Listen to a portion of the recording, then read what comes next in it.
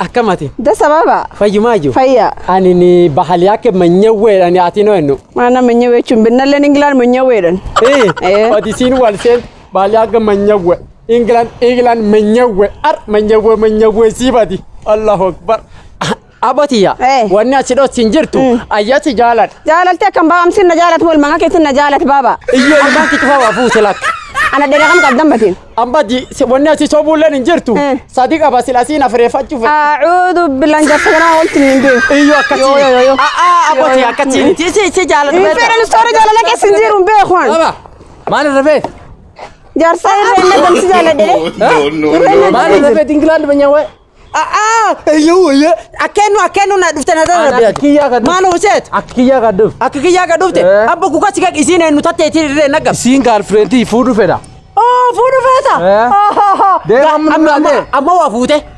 انفونا يو نو شفتين مريا غا تفوري نم درا لا كيما بو اكن كمين اكن اتي جتبك ما عرفت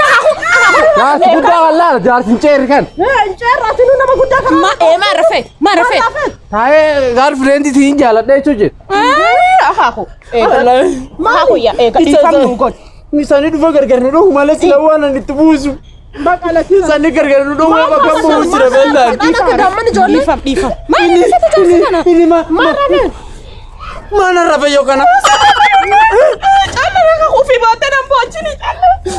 mana Rafa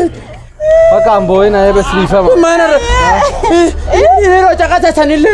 yo kurban kunna lagi cuari kunna randowin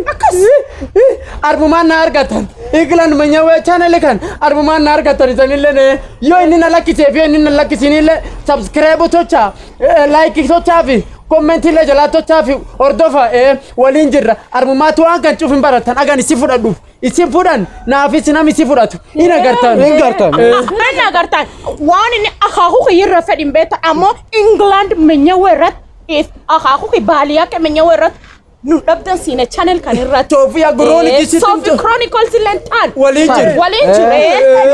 kiya lentan namni tokichi adaranse nama jarsa kana tuke akana tilala mubasa kana gadira janna amalle agatina khachi titima gintal tan fuda ditima fuda ta ni bek nama jaba da dargagesa fena tartabe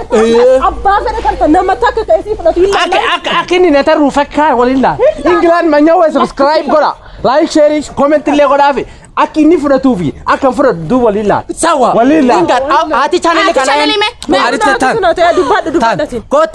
ya dubade wane assalamu alaikum channel kana gadiyada channel kanira tuan sana gartanak baliya ke nafuda to khan kiya monyewe nafuda tarmira tagartani share like comment please welcome all